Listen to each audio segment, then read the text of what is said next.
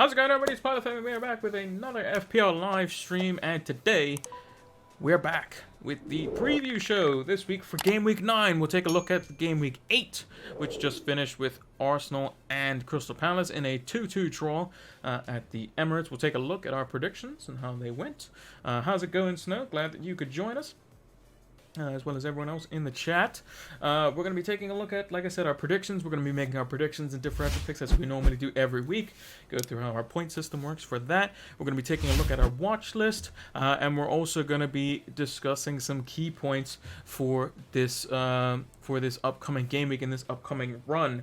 And we're actually going to take a slightly deeper dive. We're going to bring out the tactics board for Man United as they have a extremely difficult fixture in this next coming game week. And it seems like they're falling apart at the seams. And can Solskjaer keep it together long enough for him to get them back on track? So we're going to take a look at that and show the problems which will come into play as to why in FPL, if you have any Man United players at the moment, I would say be looking to get rid of them personally. But that's just me. I'm a Man United fan, so it pains me to say that, but we'll take a look a little bit into that. And if it comes to the tactics video and I'm saying the same things, you know why? Because we said on the preview show first, and I've been saying it, off stream for a long time as well, and the problems that we do have. But yeah, we're going to take a look at all the FPL stuff, see how the team did, and yeah. Before we do that, let's talk about Fantasy Football Scout. So, if you haven't done or looked at Fantasy Football Scout, they have fantastic free articles over on the website, but they also have the fantastic, that's the wrong way, that's the right way, members area, which has a bunch of different tools, including these stats tables, which I use to help inform you all for my videos, as well as streams as well. I have them all publicly available for anyone in the members area. It's fantastic. They have a preseason offer, which usually gives you 20% off as well, but you get the same content no matter what, and it's fantastic. It's going to help elevate your FPL game, so make sure to check that on the About section. If you're watching this VOD over on YouTube, make sure to check it out in the description down below. So without further ado, let's see how the team did. How's it going, Zaka? Glad that you could join us. I'm a United fan, says Snow, and the last week was for the first time that I didn't have any United players in the game for 3 years. That's a long time. Me personally, I don't know why I have the tactics board up already. There we go. That's a little better. That's what you want to see. But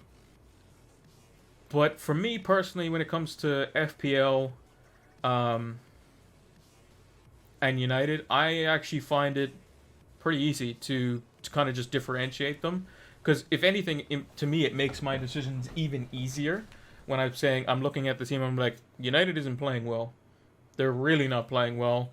I'm not going to have their players. Like the second I saw Ronaldo get benched and we still played bad. We played even worse arguably when he came on.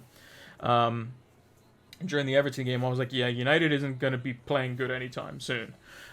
Those results may change. They're up against difficult fixtures, so I find it hard to believe.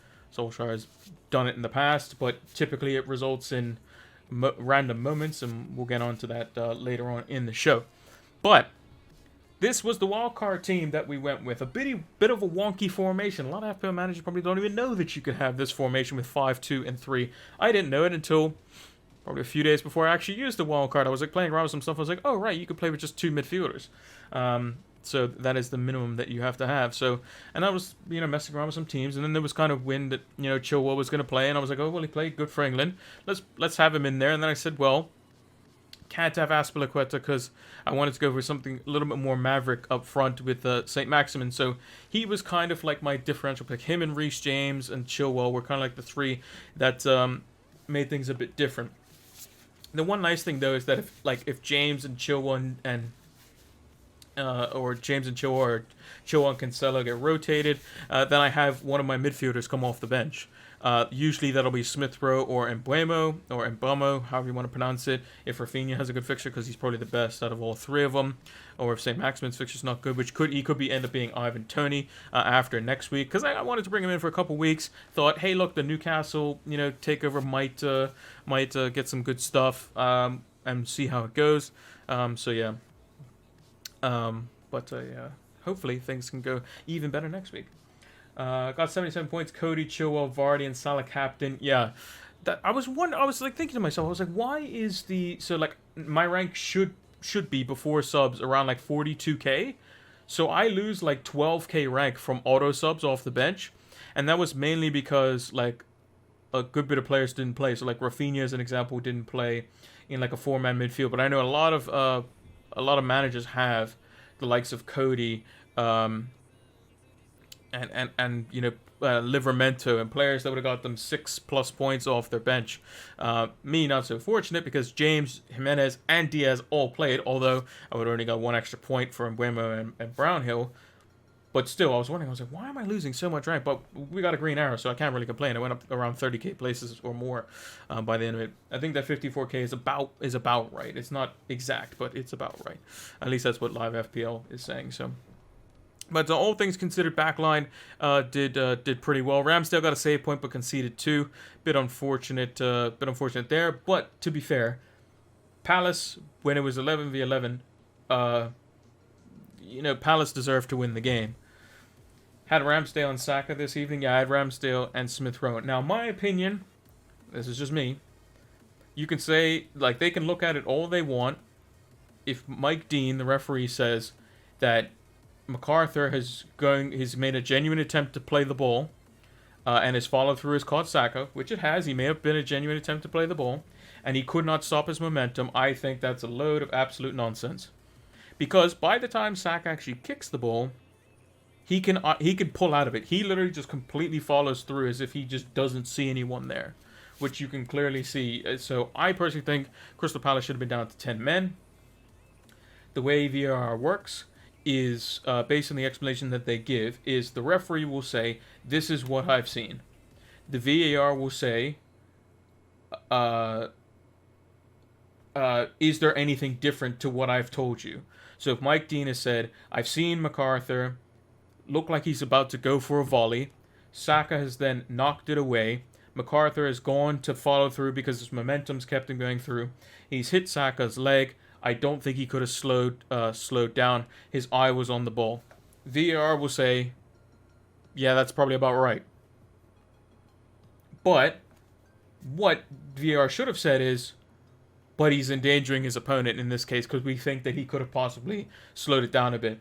Had they sent him over the screen, guaranteed he's getting sent off 100%. But if there's any overlap to whereas what the referee has said as his on-field decision versus what VAR has said, then they're not going to change it.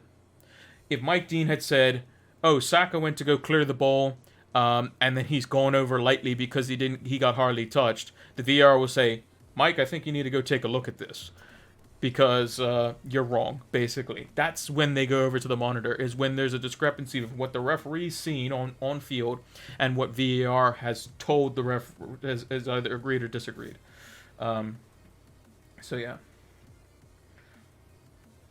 Yeah, Mike Dean's not a great referee, that's for sure.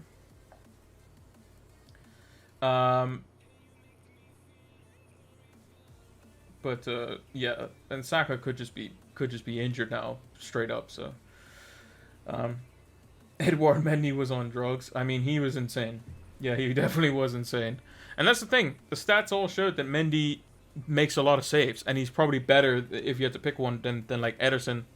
And he was one I considered as well. I just went for the cheaper because if I wanted to go big at the back, you know, I had to basically kind of pick and choose which one I want. Did I want to go a bit more risky? Because I know Mendy's going to play each week pretty much. Want to go a bit more risky. Chelsea, I only really want them for 4 fixtures. And it's much harder to get rid of a £6 million goalkeeper than it is a £6 million defender. At least, usually. You want to be making more offensive-minded transfers. But yeah, my back line for Chelsea, 15 points from Chilwell. If James had played, he would have got a clean sheet too, probably. Same with Man City. Cancelo getting the 6 points. Diaz with just a 1-pointer. Both James and Diaz came on later on in the game. Trent getting 6 points. No surprises there. They played Watford. Potentially another clean sheet this coming week versus United. Liverpool look to be in fantastic form, and United are all over the shop. And unless it's going to be a long ball in behind for Rashford or a wonder strike from Ronaldo or something magical created by Bruno, I don't see United carving open Liverpool unless it's literally just a ball in behind that Rashford gets in. That's the only thing I can see. Salah captain was the best choice this week. That's what we went with. Doesn't matter about the early kickoff or not. It's Salah. Salah, when he's in this vein of form, he's ridiculous. And I even think this week he could potentially even still be very good versus United. It's not very comfortable with saying that.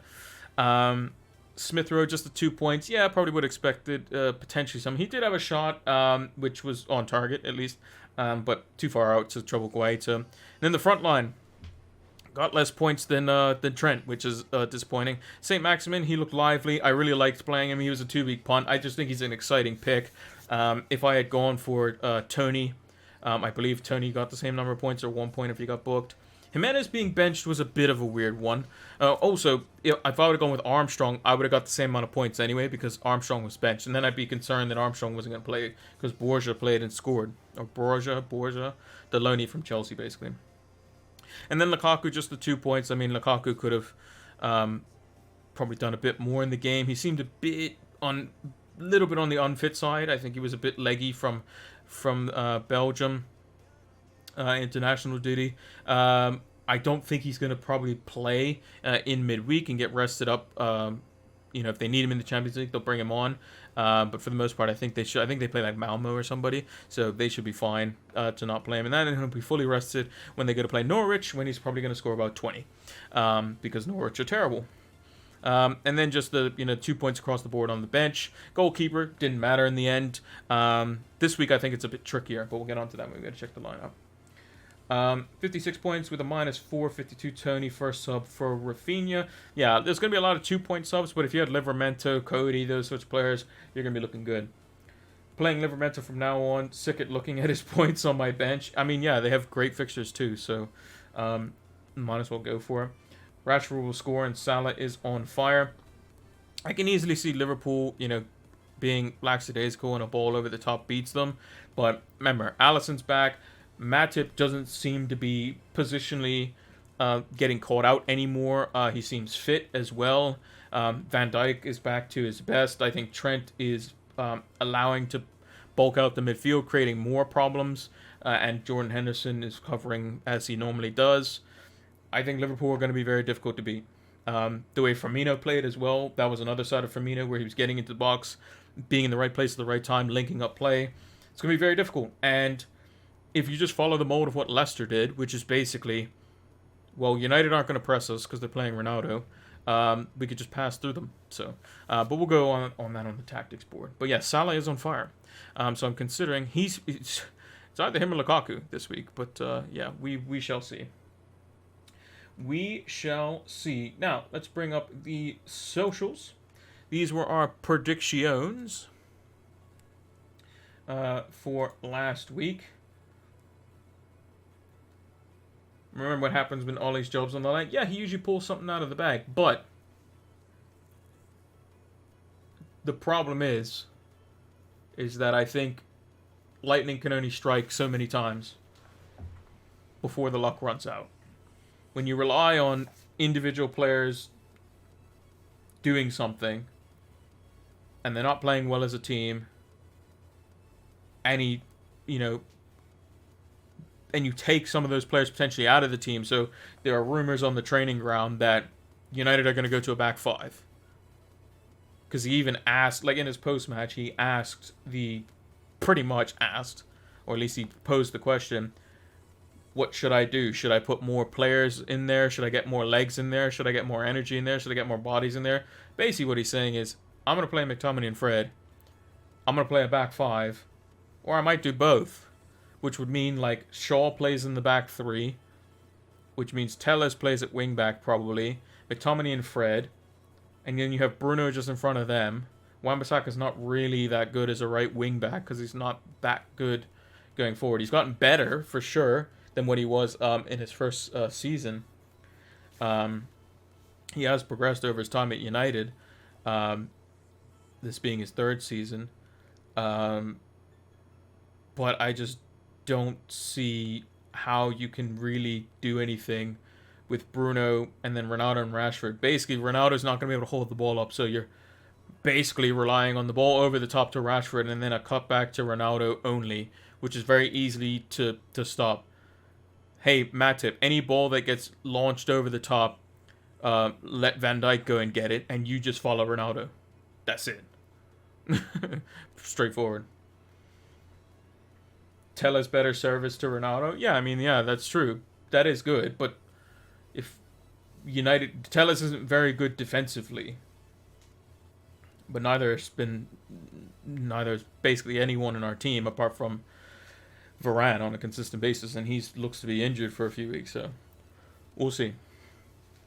But let's get these predictions out of the way, do our predictions, look at our team, and then we'll go into the tactics side of things, because that is something I like to talk about a lot. So, I predicted 3-1 to Liverpool, and they won 5-0. So if you aren't familiar with how the scoring system works, if you get the exact score right, so I had predicted 5-0 Liverpool, you get 3 points.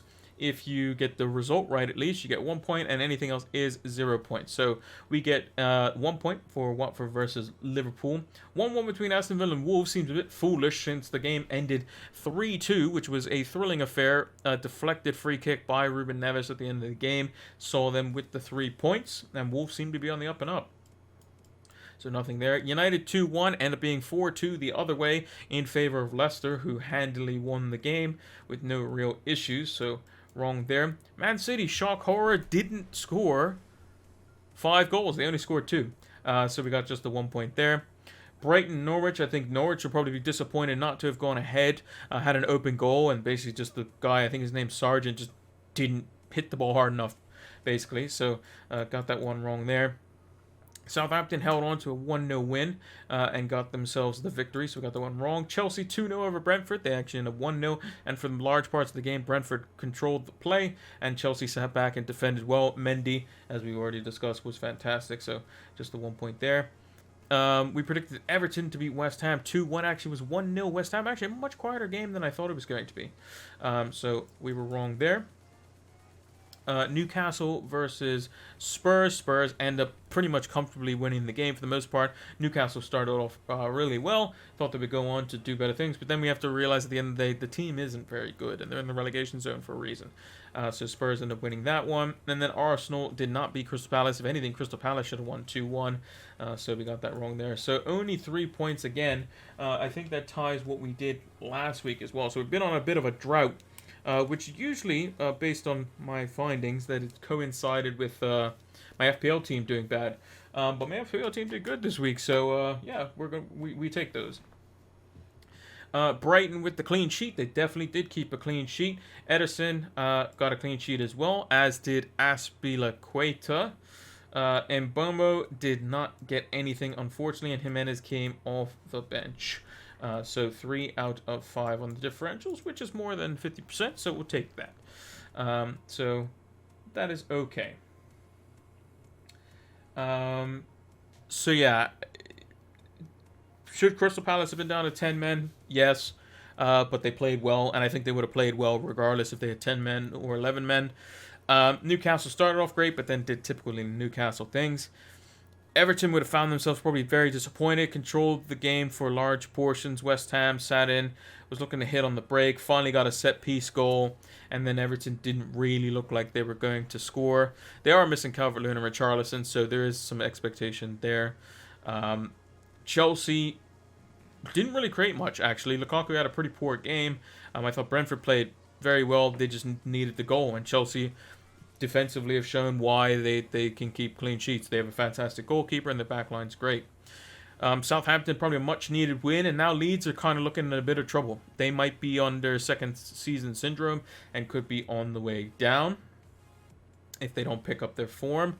Not having Bamford and Rafinha doesn't help either. Norwich and Brighton. Brighton should be looking to get 3 points in this game, but getting a draw in this one is not ideal. Norwich will be ecstatic with it, although they probably thought that they should have scored as well. Like I said, just a little bit more power. He would have been okay. Man City fully controlled Burnley. Nothing too crazy there. Brownhill has scored though, so that would have been exciting. United, comfortably beaten by Leicester. If United had somehow managed to scrape a draw, Leicester would have came out of that definitely disappointed in that one. So I think the result was correct. Leicester could have scored probably more than 4, to be honest. Wolves with the late comeback. Aston Villa and Dean Smith were probably very disappointed in that one. And then Liverpool, I mean, that was written in the stars anyway, so that one was pretty straightforward. Moving on to this week, we have our notepad here for our predictions. So we're going to take a look at those. Now, Arsenal gets the short end of the stick this week, unfortunately. They play on Monday, and then they play on Friday. So if you have Saka, it's going to be a short turnaround, so he might not necessarily play. And it just shows in FPL, like, some 50-50 decisions can ultimately just, like, ruin things for you. So, like, I was considering Saka over Smith Rowe, and I just really wanted the strong at the back. And unfortunately, for me, at the time, at least I thought, I was like, well, I have to go with Smith Rowe, who's going to play a little bit more reserved and less likely for a hole. And then Saka goes and gets lumped in the back of the leg and gets taken off after being booked. So, and if you look, MacArthur also got booked. And Saka got booked for like a pretty cynical kind of just like touch on the ankles. Both of those are not in the same category as a yellow card. One's probably a yellow card for being cynical. The other one's just he volleyed him in the back of his leg. He should be sent off. He's endangering an opponent. That's kind of the written rule. But Arsenal, I think that when they play against a team that knows what they're doing, Crystal Palace and Vieira look to be on the right path. I think they're going to struggle. And I think Aston Villa are going to beat them. I think it shouldn't be any issues for them, although Aston Villa will probably concede. So I think Aston Villa will probably win the game 2-1. That's going to be my prediction for that one. Thought the same? Yeah, I mean, anytime there's a lot of teams in the Premier League that when they play against somebody that has a genuine idea of what they're doing, they struggle. Leeds is one of them. Arsenal's one of them. United's one of them. Spurs at times are one of them. As in, like, good teams. Like, Leeds is a good team. Arsenal's a good team. United should be a ridiculous team. But if there's a team that knows how to set up a low block or are very organized defensively, keep the shape, hit on the counter, use the ball well when they only have very little possession, those Uniteds, the Arsenals, the Leeds, they're going to struggle. That's kind of how it works. Leeds is a little bit different because they play a man-to-man system. So basically, if there's a player better than like, let's say, Luke Ayling at right back, if, we have Marcus Rashford coming against Luke Ayling, Ayling's never going to be able to beat Rashford for pace. He's never going to be able to stop him when he does a skill move and goes by him. He's never going to be able to tackle him without fouling him because Rashford's too tricky. That's just where Leeds are just going to struggle. When Leeds' players are better than the opposition, typically they cause them a whole pile of problems. Unless you go up against, like I said, a system that knows what it's doing. So Ralph Hasenhüttl, very structured system, knew what they were doing, knew what they were coming up against. His press system works very well for Leeds, who, let's face it, they have a bunch of still championship players in their team, and with their injuries, they have not really sorted that out. So they might be in trouble because of that. Chelsea versus Norwich, this should be quite comfortable. I'm going to go with a 3-0 win for Chelsea. I think Lukaku gets back on the score sheet, and I think Mason Mount being back helps them a lot. I like to see Kai Havertz in this game because I think his guile and his creativity in and around the box, as well as his deceptive height, could also help out on set pieces and transition. He's also someone who is actually very good at linking up with Lukaku as well. So, yeah. Tempted transfer Saka and Tierney out for Chilwell and Mbeumo this week. And have Ramsdale in goal. I would say wait for the press conferences, though. Unless literally, like, you're on exact money, in which case, then I can't stop you from making those transfers. If that's something you want to go with, then you can go with it. I think both of those are good transfers. I think Chilwell is probably medium term, and Mbeumo is definitely long term. And you still have Ramsdale in goal, like you said. Crystal Palace versus Newcastle. I think this could be, quite an entertaining game. I think Palace being the home team, I think they know what they're doing. I think Palace will finally break the duck and they'll end up winning the game 2-1. I don't see them keeping clean sheet because I think maybe the brilliance of like St. Maximin or Wilson or something like that where they just create something out of nothing. They'll find a way, basically.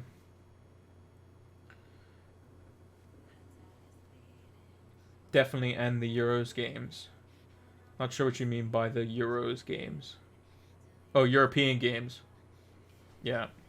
If you can wait, wait. If not, then yeah. Gallagher is good. Not necessarily the greatest FPL asset. Could be good if he's on set pieces and stuff all the time, but yeah. Everton versus Watford. This should be quite easy for Everton. I think 2-0. I think they should keep a clean sheet. They should have no problems here. Pretty straightforward. Watford away from home hasn't been great. And with Ranieri being the manager, he could be gone by Christmas as well, and they could have another manager in. So we'll see on that one. Leeds versus Wolves. I think Wolves' players are better than Leeds', so I think Leeds could struggle. Although Wolves defensively are quite open, so it could be an open game. I think it's actually going to be an open game, and I think Leeds probably come out of it with a draw. And I think it could be quite open offensively. If they can get Rafinha back in there, which he should be ready and available to do so, I think they should be able to have something going on there. Bamford still potentially being out could be a problem for them, but I think if Rafinha's back and at how he was playing versus Brazil, he's often unplayable, and he will be playing on the same side as Marcel, who is a not great wingback, basically. Let's put it that way. So he should have his joy there. Southampton versus Burnley. This could be another tight game. I think Burnley are not the Burnley of old. I think they're very susceptible. And I think Southampton are very energetic, and that can cause Burnley some problems. So I think Southampton will also keep a clean sheet. I'm going to go with the Southampton 1-0 win as well. Brighton versus Man City. Could be a tight affair, but I think ultimately Man City's quality is just too good. I think that Brighton will try to play football, which will play into Man City's hands. I don't think Brighton's scoring this one. I'm going to go with just Man City controlling the game 2-0. No nonsense from Pep Guardiola's men. Harrison is playing through the middle when Bamford is out. Yeah, and that's kind of a problem because Harrison likes to use his trickery to cut inside on his right foot when fading in off the left-hand side. He can also go to the byline as well, and in the center, you can't really do that because you have more players surrounding you. Brentford versus Leicester. Now, this could be a very interesting affair. I think this could be quite close. I think Brentford's defense going up against Jamie Vardy and Iheanacho could be interesting. They play with a back three, so they're naturally suited to play up against two sets of strikers. Leicester was able to easily pass through United with crisp passing. At times, they were a bit on the sloppier side. Brendan Rodgers did mention that. And he also gave a fantastic press conference where he, like a post-game, where he basically talked about how when a team doesn't press you, which is basically what United did, they didn't press them, how you can take your time and you can, pick the right pass and find the free man, basically, in the zones. And that's exactly what they did. Brentford's not going to do that. They're going to press from the front. They're going to play up the pitch. Will Brentford probably get caught out once? I think so, but I think Brentford will definitely hold their own. I'm actually going to go with a 1-1 draw with a lot of chances potentially for either side, which could be missed either way. But I think Brentford will hold their own and will get a point out of this one. West Ham versus Spurs. I think West Ham although they got the win, they weren't the West Ham of the first couple of games of the season. Everton definitely underperformed a little bit. I think Spurs, if they play the way they did versus Newcastle at times, could be overwhelming for West Ham's backline. And I think Kane, now that he's got a goal, can spur him on, no pun intended, to become what we know of Harry Kane. So I think it could be quite interesting. I'm actually going to go with a Spurs win here. I think both teams score, but I'm going to go with Spurs winning 2-1, or revitalize Harry Kane getting himself on the score sheet. And lastly, Man United versus Liverpool. I think that when the chips are down, United typically can get something out of the game. It is at Old Trafford. And United hasn't played well at home. Not played well at home at all. Last season, I think United drew one to Liverpool. They won in the cup, and I think that they lost the other one. I can't remember. I know it was a win in the cup, and then it was a draw. One of them was a draw in the league. It might have been two draws. I honestly can't remember. But typically these games are often quite cagey. I just don't see that with Liverpool. this time around. I think they're going to, like, Klopp's going to be smart. He's going to, start press traps. He's going to make it so that if Harry Maguire gets the ball, or if Fred gets the ball, or McTominay gets the ball, he's going to set traps to when they start to receive the ball, they're going to swarm them, cause them problems, play it back, and they're going to be forced to have to lump it long, or they're going to create a chance where they strip the ball off whoever was being pressed, and then that's what they're going to go for. If that doesn't work, they'll then drop back off into a mid-block of some form. They're going to let United try to break them down. Defensively, they probably know that United can try to cross the ball in, but Van Dijk is going to be more than, him and Matip are going to be more than capable of handling Ronaldo on his own, so unless Ronaldo drops deep, he's probably not going to see much joy there. And I think United on set plays could also suffer as well. They have been doing over the last couple of games, and the fourth goal that they conceded was a set-piece mistake as well. So, could be a bit of problems for United. Personally, my heart says I want to obviously predict a United win. From a fantasy perspective, I think Liverpool win the game, personally. I hope it's the other way around. I definitely hope it's the other way around. I hope we batter them 5-0. Nothing would make me happier than going on the tactics talk and being like, United finally set up in the correct way and they absolutely smoked Liverpool. That would make me, ecstatic. But I have to go off what I've seen, and nothing would show me that Liverpool can't win this game, basically, on the form that they have. Assuming they have all their players fit and available, it's going to cause some problems for United. I think United probably get one goal, like where they get one on the break with Rashford, because Rashford's almost certainly going to start the game, or some type of moment of magic from Bruno and Ronaldo linking up, the Portuguese connection. But I think Liverpool will finally unravel United and get a couple in this one and ultimately win the game. Antonio off the boil a bit, but always can bang. City last year. Yeah, I mean, Antonio is... I got rid of him personally just because the fixtures were starting to turn a little bit, and I saw that there was a little bit of teetering in West Ham's kind of play. And I think that they could have been a bit... they're slowing down a bit. Definitely, if you just have just Antonio, I would say Ben Rama would probably be worth getting rid of. But if you have just Antonio, I think that's probably fine. I just went for something a bit more exciting. I couldn't keep Antonio if I wanted the other two forwards that I did want.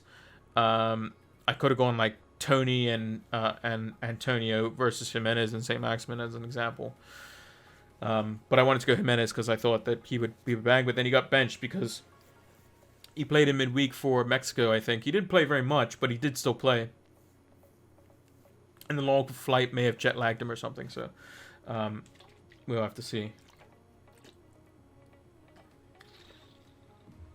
Yeah, I think people wildcarding Gameweek 8 probably have that advantage over others, where they've gotten rid of the likes of Ben Rama and Sarr, and players whose fixtures are starting to turn and could be a bit more difficult. So I would say if you don't have issues in your team, probably look to go for those sorts of things.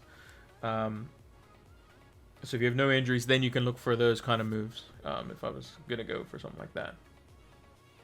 Clean sheets and differentials. So clean sheet, Chelsea. They're up against Norwich. Plain and simple.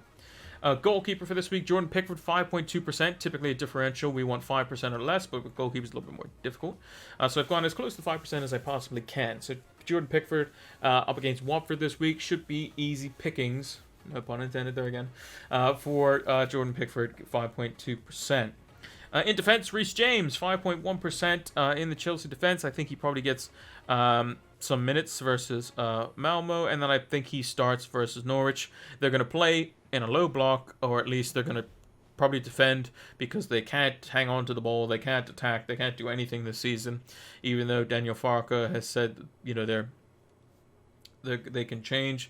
I don't see it personally from the games that I've seen of them, and I think Reece James' delivery is going to make the likes of Havertz and Mount and Lukaku that are looking to make late runs in the box or looking for the ball into feet or on the ground or in the air. It doesn't matter. It's going to be a lot better if you have James and Chilwell, like as an example, in that team.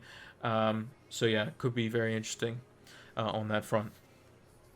In midfield, I was surprised. Phil Foden, 4.6%.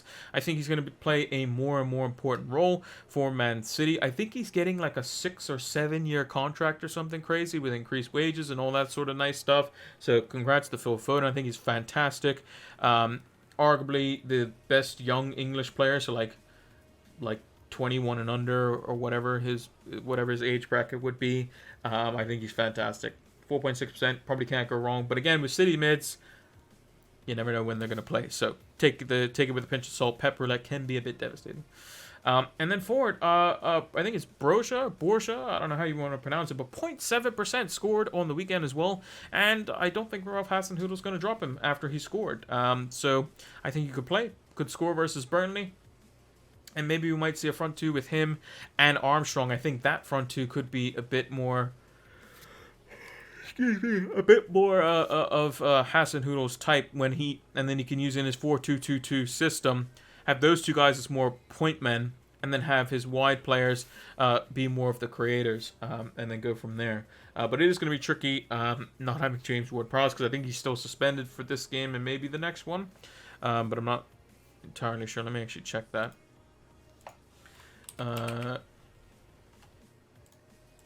Ward-Prowse. He is suspended until... Yeah, so he's suspended for one more game. One more game, and then he can be straight back in there. But yeah, those are my clean sheet picks and differentials for the week. And we'll post those over on Twitter, as we normally do, as well as over in the community section on YouTube. So let me move this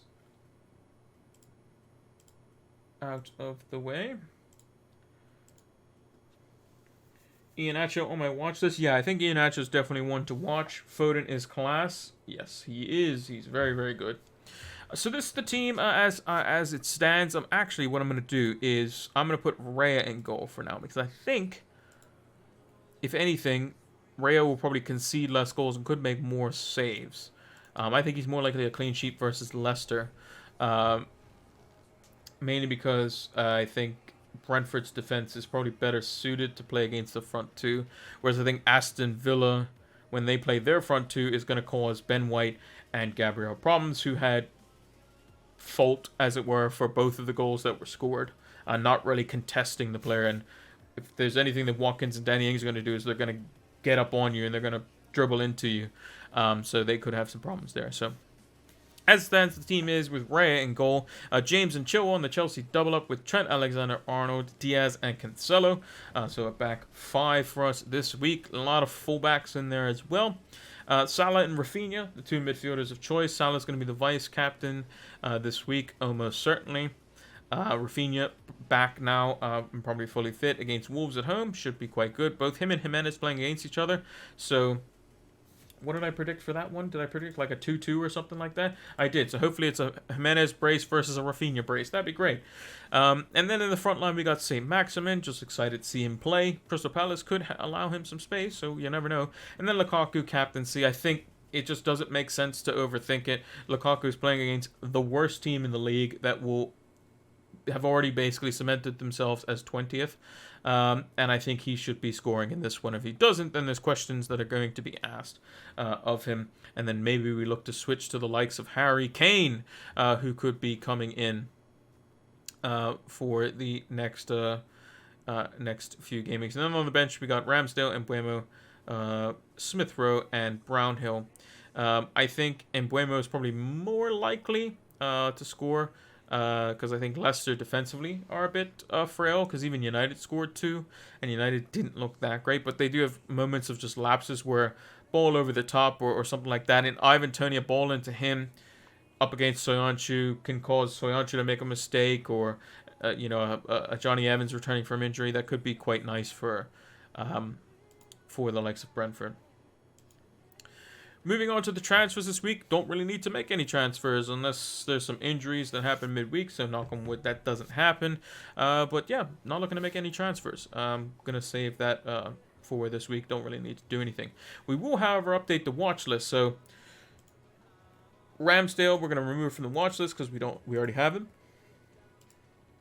We will remove Raya from the watch list. I think Mendy's definitely worth keeping the watch list. Guaita, I think Palace just concede goals. I just don't think it's worth potentially keeping. He will make some saves, but I just don't think he's probably worth it. Jose Sa, same thing. I think they're conceding too much. Yes, he had that 1 week where he got 14 points, but all things considered, the only goalkeeper I probably consider is Mendy, and also would be Ederson, would be the other one. If I was going to go a different goalkeeper. The rest of the players on the watch list, Cancelo we have in our team. Diaz we have in our team. Chilwell we have in our team. Reece James we have in our team. Alonso and Azpilicueta, we're going to keep them there just for the time being. Livramento, I thought Tierney was okay. Unlucky not to score as well. So, yeah, could be still one to watch. I'm thinking of benching TA. Is that a bad move, do you think? No, I don't think so, because I think that, the last, I think it was, I remember a 0-0 between United and Liverpool where basically United just went to set up shop and try to hit Liverpool on the break, and it was basically all Liverpool for the majority of the game. So if anything, you might get a clean sheet. A set piece is probably likely for United to concede, probably. So I think Trent's a player you just don't bench, basically. Whether he plays City, whether he plays City, whether he plays United, whether he plays Spurs, whether he plays Chelsea, you just play him. That's kind of how I think about it. Premium players you just play because they're premium for a reason. They're just that good. That's kind of how it works. Unless there's some inclination that they're not going to start or they're injured, then that's when you don't play them. And thank you for following the stream, FizzG. Much appreciated. Sar, we're going to remove from the list. I just don't think Ranieri is going to last very long. Gallagher was fantastic. We'll keep him in there. Rafinha we have, so we can remove from the watch list. Fornals was terrible again for West Ham, so he's gone. Saka is potentially injured, but we'll keep him there for the time being. Mbemo and Smith Rowe we will remove because we have them in our team. Grealish, De Bruyne, and Foden, still keen on those, so we'll keep them in there. Jamie Vardy continues to do well. And if he keeps up this form, maybe there's a decision to be made to get rid of Lukaku for Jamie Vardy. St. Maximin we have in our team, as do we have Lukaku and Jimenez. Edward we'll probably keep in there as well. Palace fixtures look quite good, so maybe if there's a situation where we potentially bring him in instead of St. Maximin, or maybe Jimenez isn't looking great or whatever, then we can take him out. Adam Armstrong we're going to remove because he was benched, and that's not something I would have expected. Players to add this week, no one from Arsenal. Aston Villa we are going to add. We're going to add Ollie Watkins, 7.3 million, 1.8% owned. Looked very lively. Got himself an assist as well. Brentford, we have Ivan Toney on there. Brighton, no. Burnley, no. Chelsea, no. Crystal Palace, no. We have Gallagher on there. Everton, no. Leeds, no. Leicester. Iheanacho is one that we have to keep an eye on. He's 7 million at the moment, which is a bargain. If he starts playing every game, he could do really well. And if Leicester look to be playing well, this run of fixtures right here could be really, really good. They typically do well versus Arsenal, so maybe he might be the one. Maybe I downgrade. Maybe if Lukaku's doing bad, maybe I go for like a -4 or something. Let's say De Bruyne is doing really well or something like that, and I just think Smith Rowe is just not really worth it. Can go Smith Rowe, Lukaku, and St. Maximin out, and then I go for the likes of De Bruyne. We can then go for Iheanacho, and then we just go for a non-playing forward or something like that. That could be something that we do as well. But I think Iheanacho definitely on the watch list. The only thing that really kind of is Daka. That would be the only thing that would make me concerned.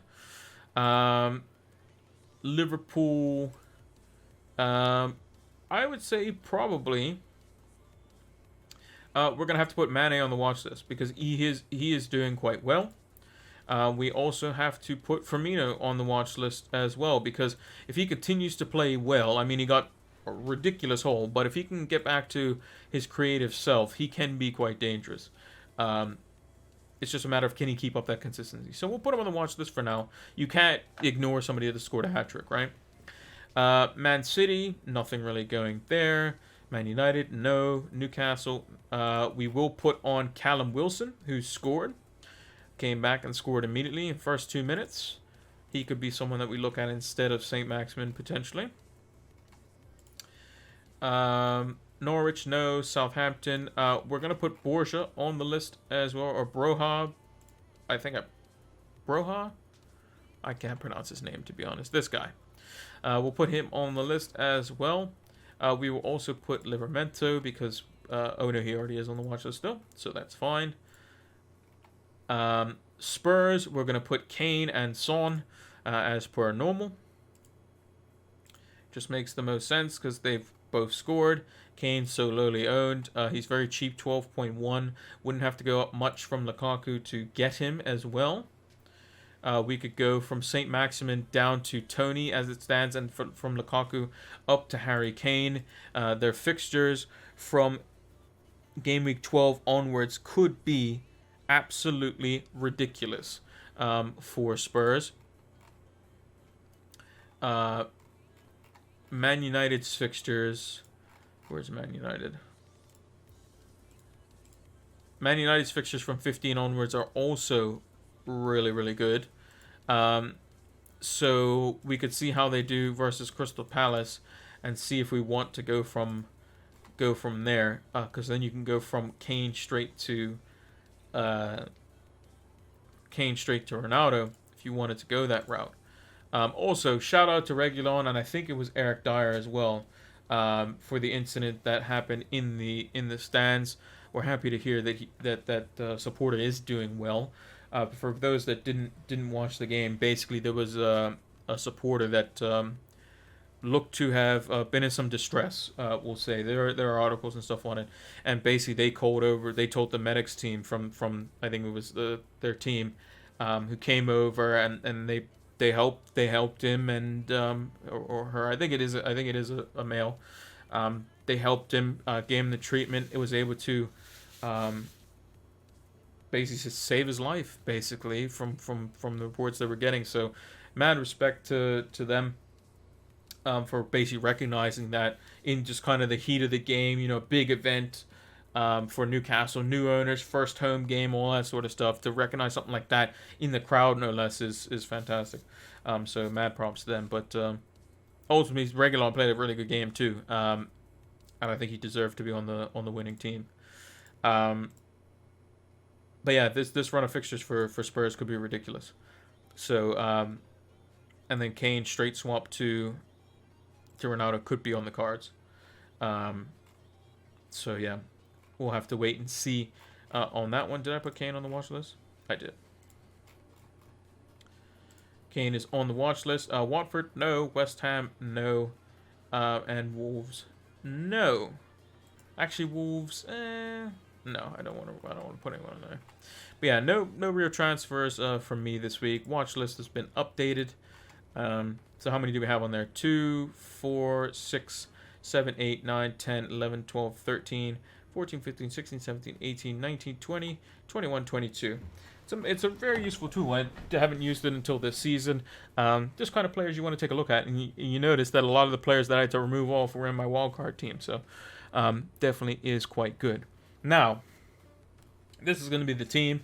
I'm certainly going to be rolling a transfer. Let's talk tactically about why I think Man United assets could be not so great, basically.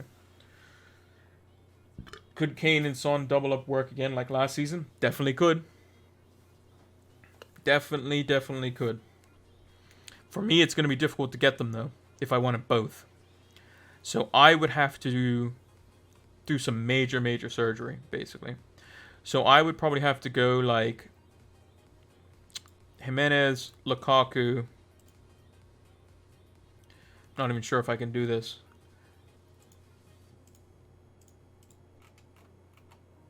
Can I even do this? How much money do I have left? Yeah, I got to do a little bit more than that. Yeah,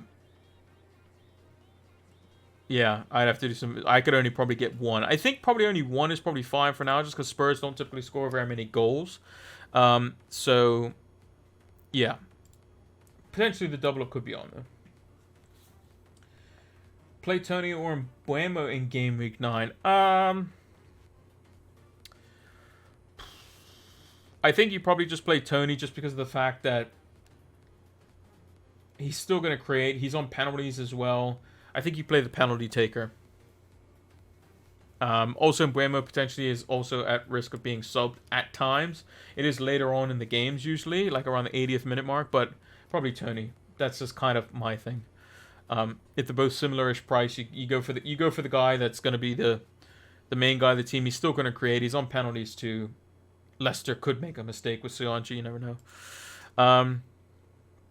So yeah, United played pretty bad over the weekend. So we're going to kind of discuss that. So I'm going to put out some little red dudes here, and we'll rename them all in just a second. And yeah, United played Leicester. So we'll put out Leicester's team. I can't remember their exact team. I could probably bring it up on a second screen. But from what I remember, I don't know how to spell Schmeichel's name. I'm just going to put Casper because that's his name. They had a back three with Amarty. They had Evans, and then Soyuncu.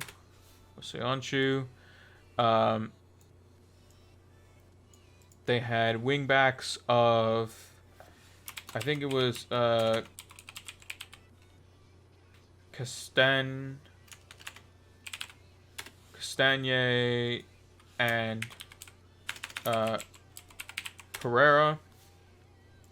They had a midfield two of Tielemans and Sumare. They then had James Maddison in the hole. And then they had Iheanacho and Vardy up front. Iheanacho. I know how to spell that name. Don't worry about the numbers, just look at the names. United went with their standard 4-2-3-1. They had David De Gea in goal. They went with Aaron Wan-Bissaka at right back. Oh, I have caps lock on. They had Lindelof at right-sided centre-back. Maguire at left-sided centre-back, who had just come back from injury and only trained one game. Or only trained one training session. Luke Shaw at left-back. In central midfield was Paul Pogba. I'm going to put Ronaldo as the number 7, just because he is the number 7. And then they had Nemanja Matic. Then they had Bruno Fernandes in the number 10 role, or what was supposed to be the number 10 role. They had Mason Greenwood out on this right-hand side with Jadon Sancho on this left-hand side. So the thing is with United, when Leicester were playing the ball out from the back, United didn't press. At most, United were probably... Oh, forgot to give Ronaldo a name.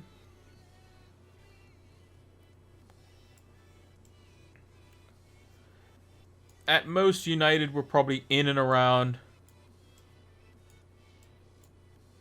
kind of this position.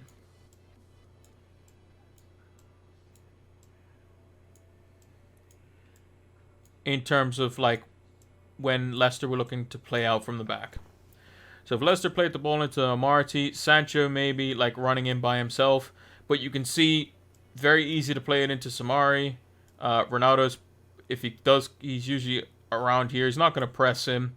If Pogba's moved up the pitch here, Vardy and Iheanacho have all of this space in here to collect the ball, which they often did.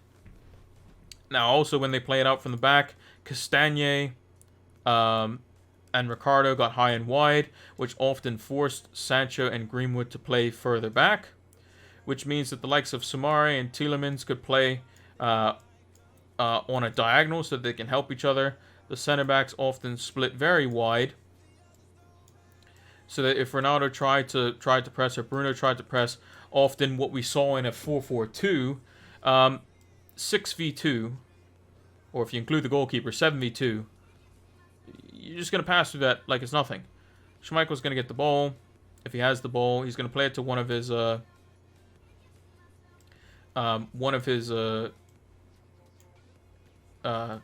center backs off the pass.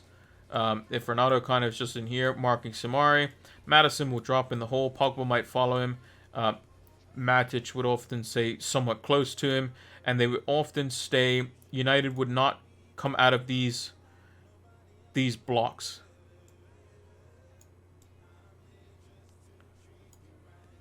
It was very, very narrow blocks that were easily. You see that there's all this space in here, which Leicester players often dropped into.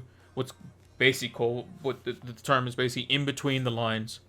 Often dropping into the spaces, getting into the spaces, finding the spaces, and it would basically make it so that they could be played around pretty much. And since United never pressed as a cohesive unit, you often saw Fernandes often trying to press on his own, or Pogba coming way up the pitch trying to press Samari. If Samari comes to receive the ball and Ronaldo kind of just lets him have it or kind of lightly presses him, Maddison can drop in the hole, and then you have two free men. You have Castagne and you have Maddison. If the ball goes into Maddison and Pogba goes to press him, Maddison can easily play this ball back to Soyuncu in here. So the ball goes into Maddison.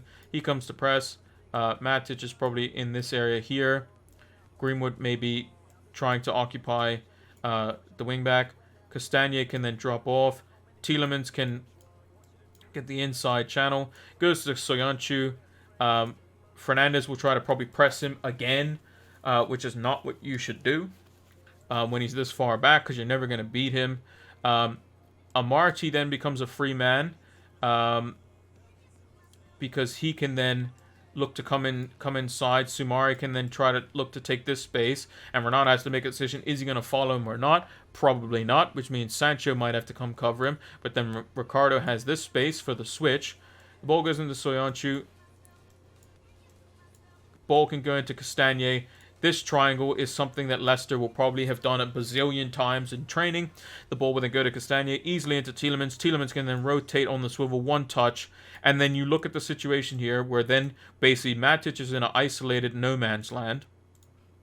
And then you have this massive space here. Ricardo can then run into this space, no problem. He then occupies Shaw. And then you have a system where it's 3v4. Typically in favor of United, but also Tielemans can drive with the ball. If he drives with the ball and Matic comes across, Maddison is probably going to get the beating of Pogba here. He's probably slightly quicker. And then you have a 4v4 situation, which you find is very, very bad. So since United didn't press, Brendan Rodgers basically said that when we played it out from the back, we had the likes of Samari who would drop a little bit shorter. And they would often play. You often see in a pivot when you have two central midfielders in a 3-4-3 or a 4-2-3-1. They often play on a diagonal. And what that actually does is it opens up angles to play through the opposition's front three. And it's very difficult to defend, basically, passes on the angle in that sort of way. And we'll show you what we mean by that. So, Iheanacho and Vardy will be in this position. Pereira will go high and wide, being marked by Sancho most likely. Pogba and Matic. Matic would probably glue himself to the likes of Maddison. Again, Castagne high and wide, occupying Greenwood. Ball being played out from the back for Leicester. They will always have number superiority in this instance because they have the extra center back. So oftentimes you can have even Kasper Schmeichel play it out like this, and you can have Soyuncu wide in this scenario. So Kasper can play it to Evans, and then you have this sort of shape. If Ronaldo's just kind of in no man's land or he's marking Tielemans, the ball into Samari is probably dangerous, so it can be played out to Amarte. Ronaldo won't necessarily press, so Amarte has time. If you see on the angle, Samari coming across here, Tielemans can then still create the angle, so the ball can go into Tielemans. If Sancho comes, that leaves Pereira in space, and then you're in behind with these guys here. It also means that if Pogba's in a much more defensive position and is basically goal side of Tielemans, Sumari, since he originated in the middle and Fernandes is off pressing the goalkeeper or the playing out from the back, Sumari then has this pocket of space, which means that there's a number superiority in central midfield versus Matic. And the one thing that Tielemans and Sumari do very well is they know how to recycle the ball very quickly. They know how to move it quickly. They know how to take it under pressure. Also, after Fernandes is off pressing, which is basically why pressing is just a 2, serves no purpose, because they have 3 center backs, the goalkeeper, and two wing backs, and a midfield pivot to get through it. Matic and Pogba can't mark 5 players. This is not possible. Soyuncu can then drive into this space, which he did sometimes.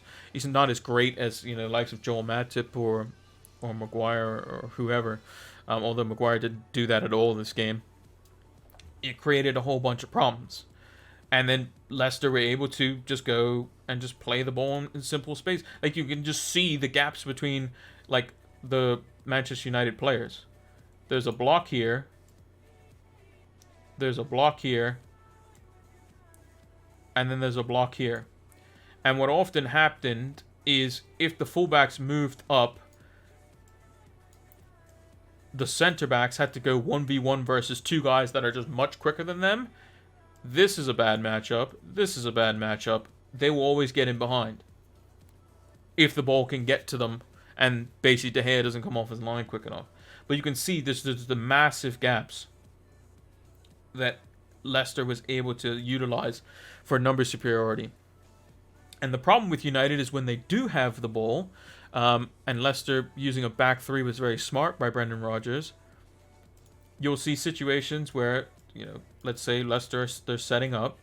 They have Amarte, they got Sumari here, they got Tielemans. I'm just going to move Fernandes, Ronaldo out of the way.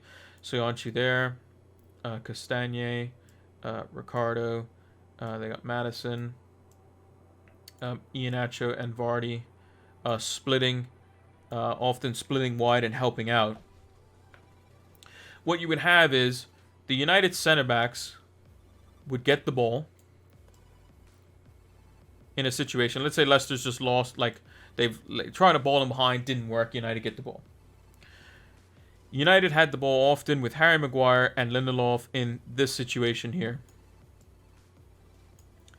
Fullbacks, relatively not advanced, really, all things considered. Sancho often had to come deep in this space. Ronaldo came deep in this space. Fernandes came deep in this space. Matic was dropping in the hole.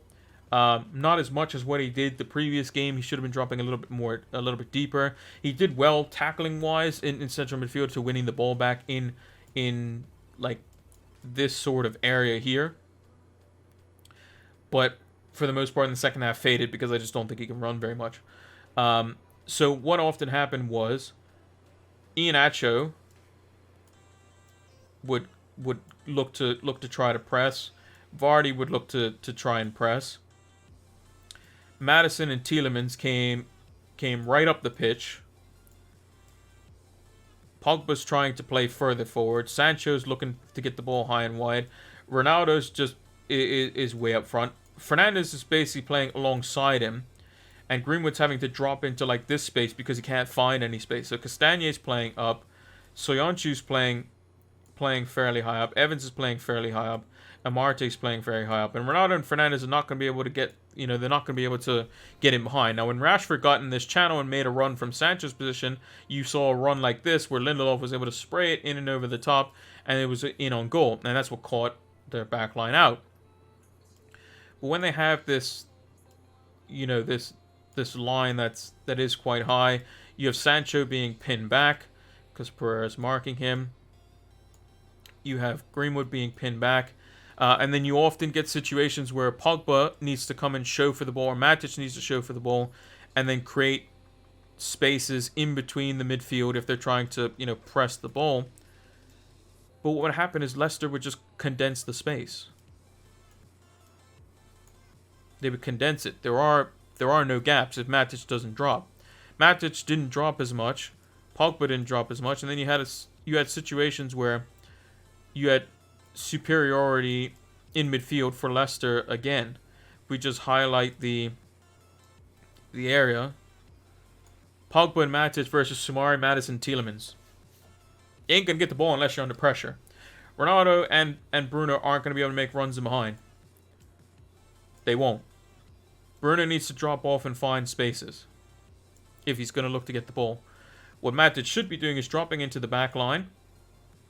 Fernandes should be playing a bit deeper, looking to find holes to play through the lines.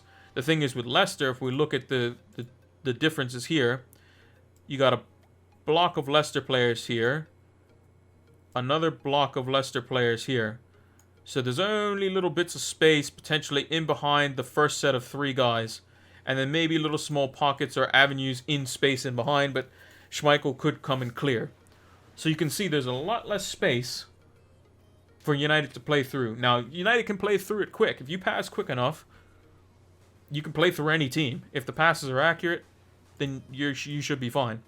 The problem with United is that they often, what happens with also, if we replace these two with Fred and McTominay in games where we have to break a team down, what often happens, even with Varane, so I'll put Varane in, Varane, and then swap sides. Actually, no, Varane plays right-sided center back. What often happens is Shaw and Wan-Bissaka are doing their job. They're looking to try to get high up the pitch. If teams are playing with, we'll just say they're playing with a front three. We'll just say Maddison's a right-sided attacker, Vardy's a left winger. If our center backs are getting pressed, they're often just recycling the ball along the back line here.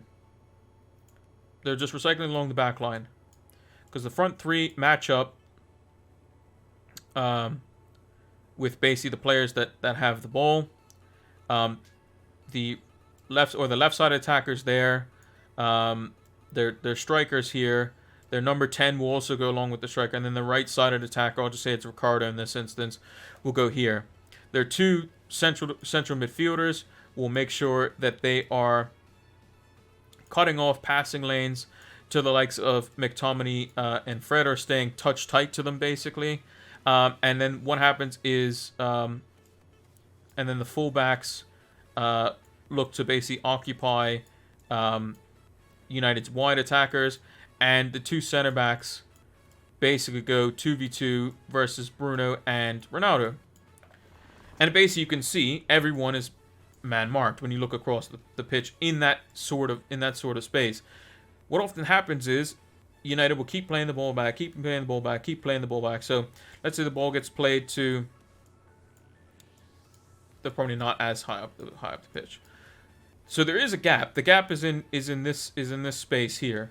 The problem is you have to be able to play through this block of 4 players to get through it.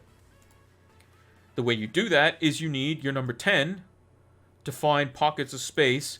You need one of your pivot to play on the angle so you can play through it. So if there's a quick pass into McTominay, Fred can drop in, Bruno can take this space, and then it's bang, bang, and then Ronaldo's in behind. That's what you want to do. You can do it very quickly, and it's definitely easy to do if you know how to do it.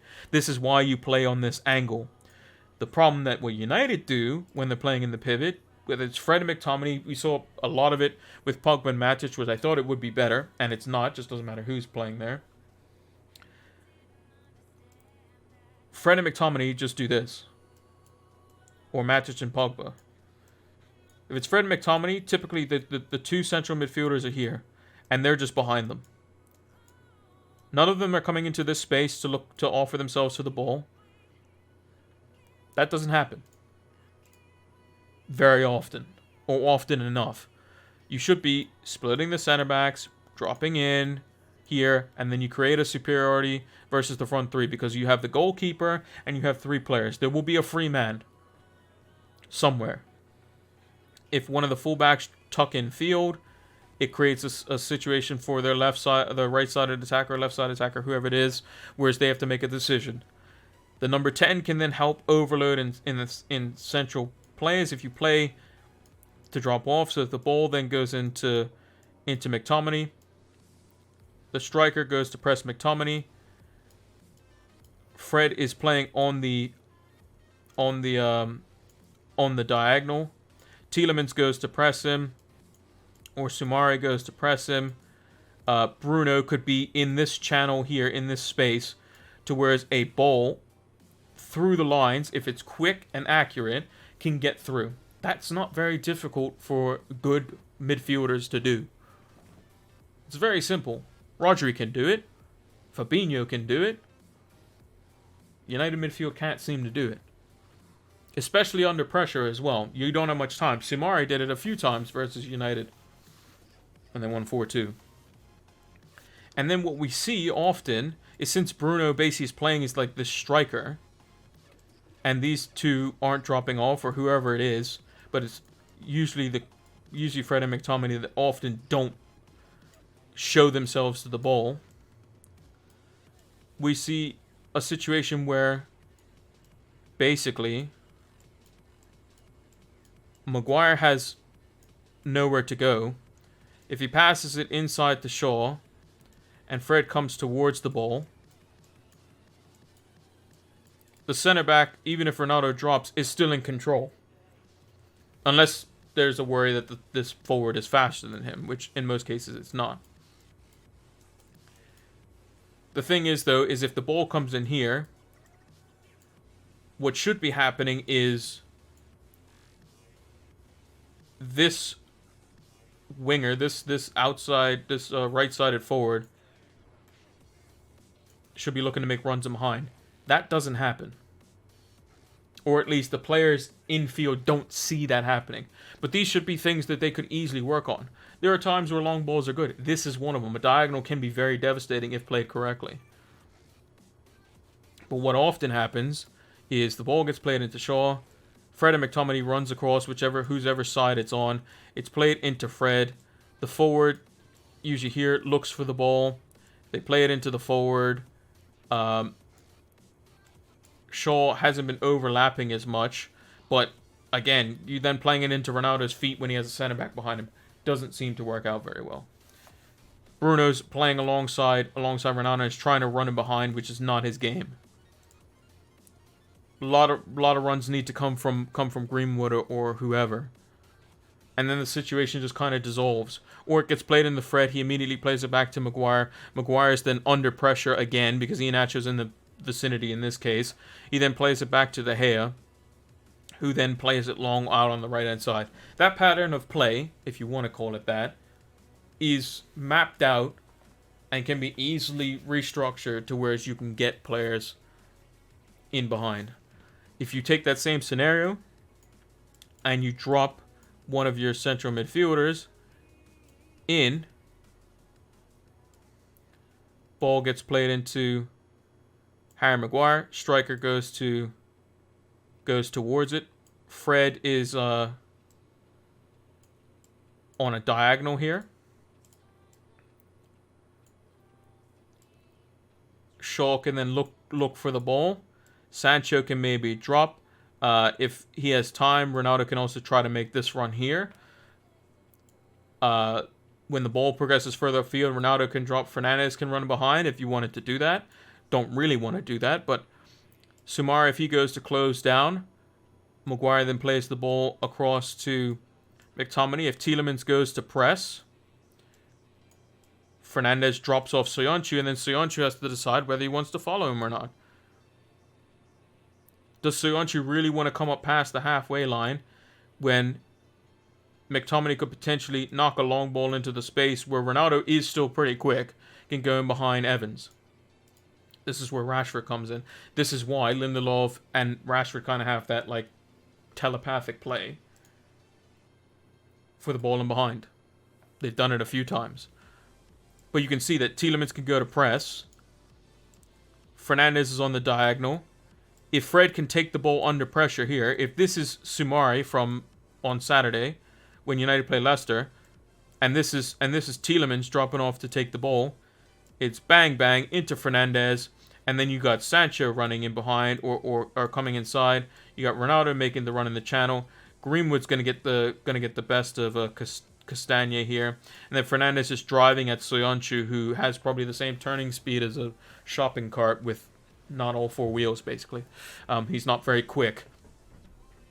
And it's very simple. Triangles when you have number superiority. That's what Pep Guardiola talks about. All about using the space. There's a video that came out. I think it's called like the coaching masterclass. If you say coaching masterclass Xavi, I'm actually find the link. Let me find it because it's very, very good. That I watched recently.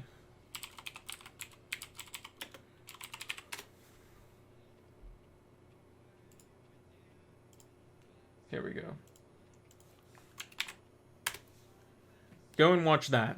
That is fantastic. That shows how Xavi talks about, even using a 3-4-3 system, he talks about the free man and space and how they basically use that at Barcelona. And that's what he uses in his coaching and that sort of stuff. Doesn't matter the system, you can always find the free man when playing out from the back. That's why teams do it, because you have an extra man or two to be able to play through the line. So technically, presses shouldn't be able to basically, with crisp enough passing, presses should never work. But if the team doesn't know how to pass well, then the press usually makes them make a mistake. Or they panic and they just lump it long. That's why teams with very good passers play out from the back. But I've rambled on enough for the time being. So this is the team. We'll run through it one more time. We got Raya in goal, Reece James, Chilwell, Trent Alexander-Arnold, Diaz, Cancelo, Salah on the vice-captain, Rafinha, St. Maximin, Jimenez, and Lukaku captain with Ramsdale, Mbeumo, Smith Rowe, and Brownhill. The reason I've gone Raya over Ramsdale is I just think that Aston Villa will cause Arsenal more problems than Leicester will Brentford, because I think Brentford could be quite good. But yeah, check that link that I put in the chat. Let's talk about Fantasy Football Scout just briefly as well.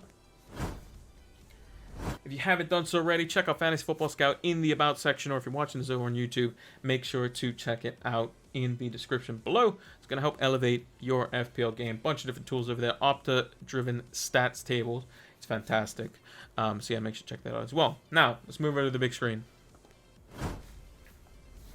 So, that is going to do it for the Game Week 9 preview. If you haven't done so already, make sure to like, subscribe, follow, all that good stuff.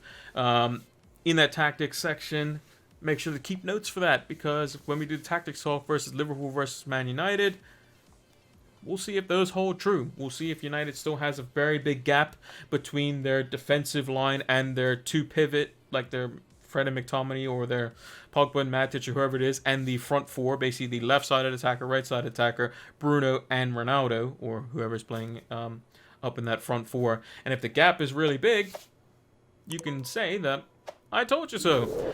And you can see that that is the main reason why United is having issues, which is why I wouldn't be going anywhere near their assets anytime soon. So I hope that Kane starts doing well, so we can start picking him and maybe use him as a premium asset instead of Ronaldo, potentially. Even though I would love Ronaldo to score a bunch of goals again, but just don't see it with the way United's playing. And if the results don't pick up, could be a change in management, although the reports are saying that they're backing Solskjaer. But if he crashes out of the Champions League, could be a bit of a problem for him. But we will see on that. But an exciting set of games for Game Week 9.